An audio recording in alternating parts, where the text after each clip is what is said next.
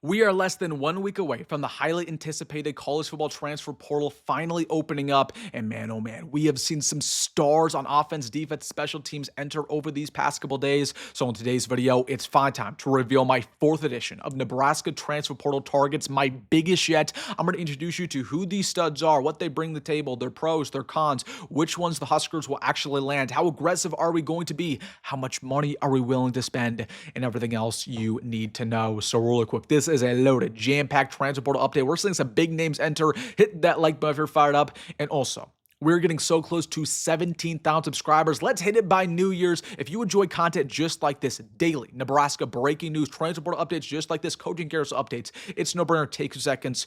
It's completely free. Join the family. Help us at 17K. Hit that subscribe button. Thank you so much. But without further ado, we have a lot to talk about. We are only 6 days away from the highly anticipated college football transfer portal finally opening up, and we're starting to see some big names enter on offense, defense, and special teams. But for all intents and purposes, the portal is already opened up. This is the tampering period where Nebraska starts tampering with some players. Agents start talking to Nebraska for that reason. Nebraska's already been setting up visits with some big-time prospects, and as we get closer January 2nd, better and better talent starts to enter, and they start to get interest from the Huskers. So let's begin. Of course, as always, we'll go with offense, defense, all the way down, which ones Nebraska will land, and everything else you need to know.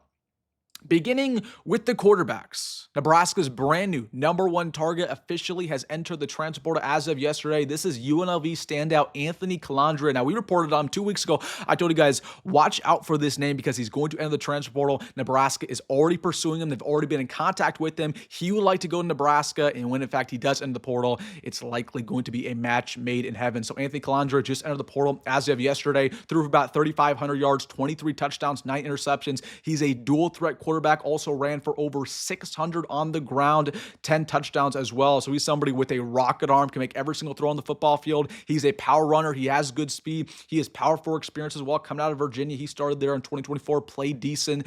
Again, he fits this Dane Holgorsen offense. Again, he has phenomenal arm strength, phenomenal accuracy. He's an incredibly smart quarterback. And the best part about him, yes, he only has 1 year of eligibility remaining, which is not really a deal breaker for me. We're more likely not only going to get a quarterback with 1 year left. But the best part about him is that he's cheap. Now, he's not incredibly cheap. He's not going to cost you like $500,000. He's probably going to cost, I'd say, 1.5, maybe 1 million at the very best. But that's cheap for a quarterback nowadays. If you want to get a quality quarterback, $1 million, that's nothing, right? We were paying Dylan 3.5. And Anthony Colandrea is already better than Dylan. And you're paying him 3 times less. So Anthony Colandrea, again, just fits this Dana Holgorsen offense. It was already reported from the people I talked to 2 weeks ago that Nebraska was interested in him. They were preparing for him to enter the portal. This is a name to watch out for. Now, again, I watched him playing the bowl game a couple days ago versus Ohio. Didn't really play too well, but again, got to look at the full body work. I mean, he was absolutely phenomenal. Anthony Colandrea, expecting to be the Huskers' #1 target. And then I want to mention this name because I got a lot of questions around Jaden Craig, who was the standout at Harvard this past season, threw for about 3,000 passing yards, 25 touchdowns, 7 interceptions. He was also phenomenal in 2024, only 1 year of eligibility remaining. A lot of Nebraska fans want this guy, so he's not really a dual-threat quarterback. I mean, he's mobile, right? He can get outside the pocket, but he's not fast by any means. Again, he can just kind of do the bare minimum, pick up 5-10 yards when needed. But Jaden Craig is somebody who's incredibly accurate, very smart quarterback, as you'd expect, right? It's cliche, but it's true. Again, does not really throw too many passes in harm's way. Really, again, solid accuracy, solid arm strength, pretty much checks a lot of boxes. Only 1 year left, though. So Jaden Craig has already been, contacted by schools like Illinois, Northwestern, a couple other Big Ten squads in there. There's some rumors that Nebraska has contacted him at least once. I don't believe he's super high on our list, but again, somebody who, again, very, very smart quarterback would give TJ Lateef a heck of a battle and definitely a name to watch out for. And then let's get on to the second version of quarterback that we're going to go after. So again, we're going to go after one quarterback who's going to come here, compete with TJ. And now, because of Marcus Davila leaving, we're going to take a second quarterback transfer to likely be our third string. And we have not one, but 2 brand new options there. #1.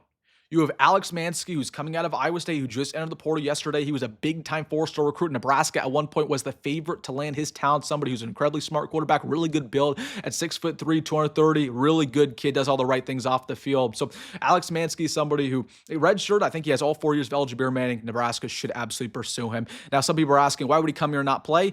Again, that's a great question, right? But money speaks. And when you pay this guy, let's say $100,000 to come here and be our third-string quarterback, when he's getting probably nothing at Iowa State, that's going to go a long way. He's not going to get that at other schools, and he's not going to start really at other schools. So Axmansky, a name to watch. And then another one who just entered the portal last night, who is a big-time Nebraska throwback.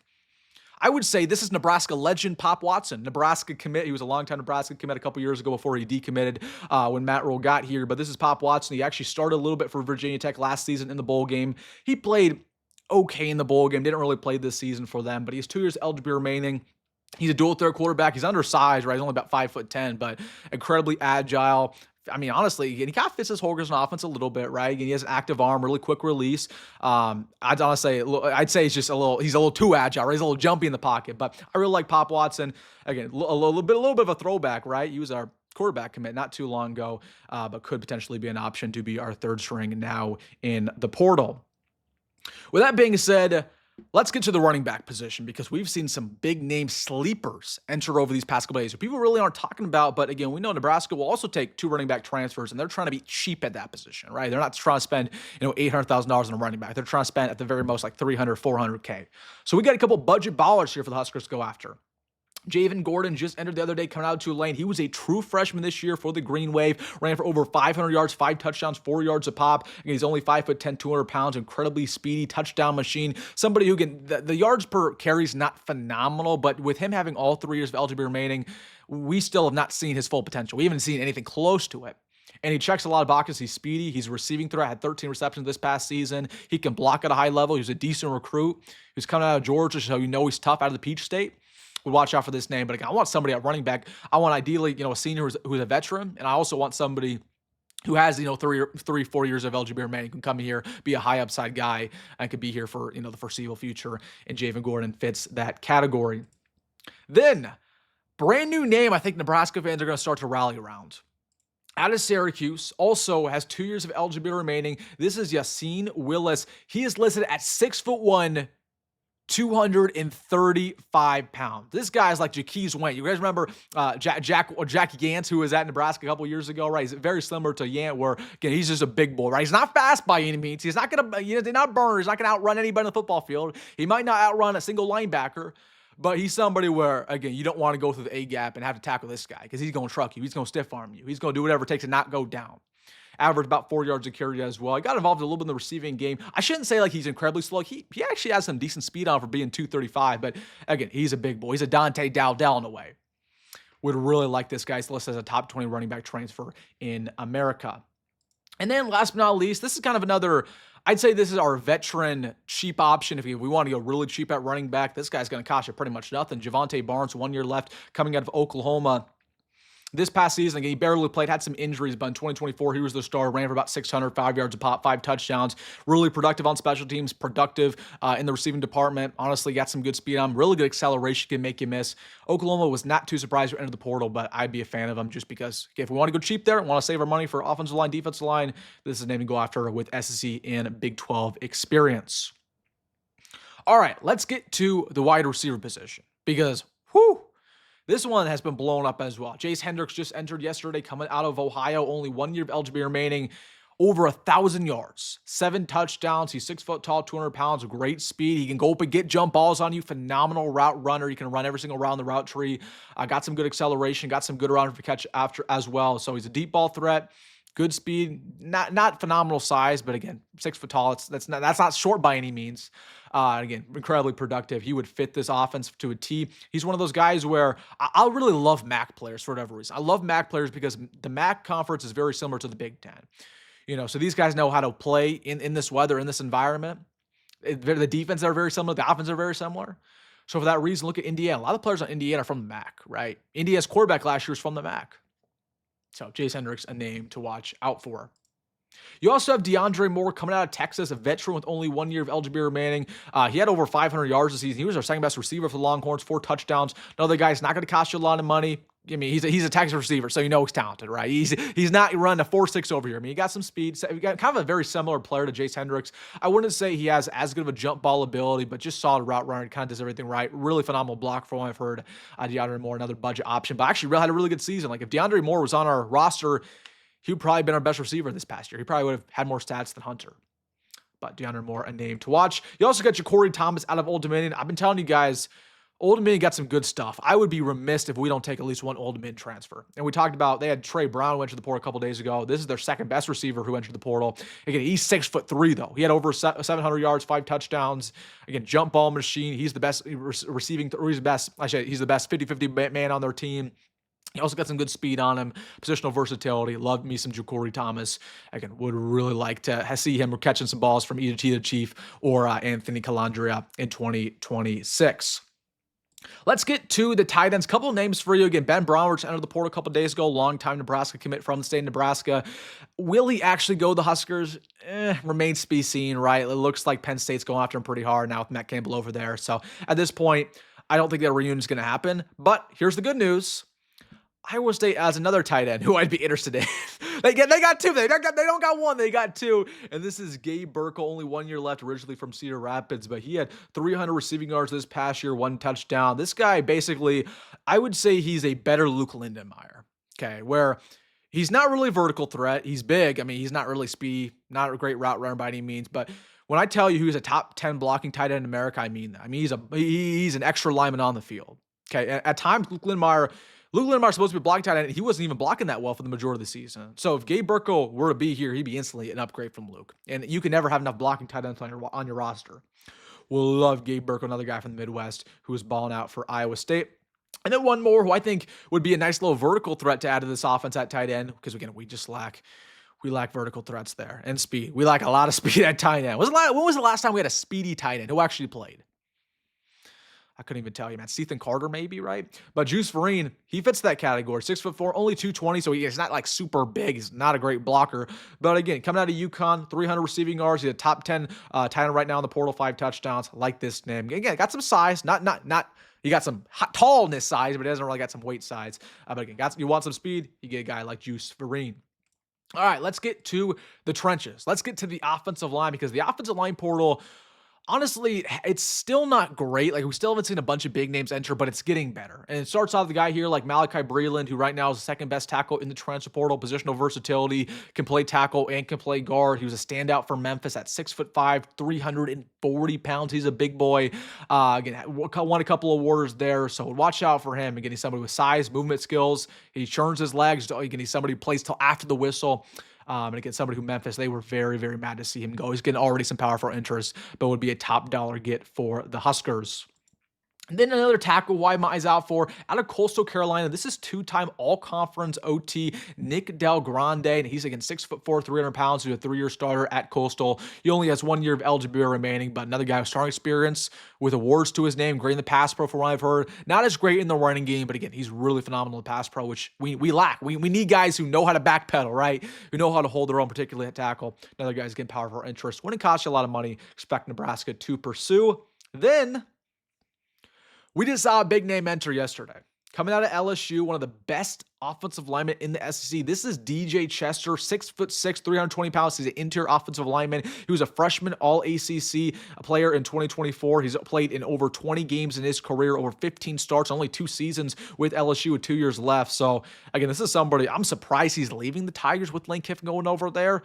Yeah, I mean, he's the type of guy to go to a school like Georgia, go to a school like Oregon. And Nebraska has constantly said, we're going to pay big-time bucks on the offensive line.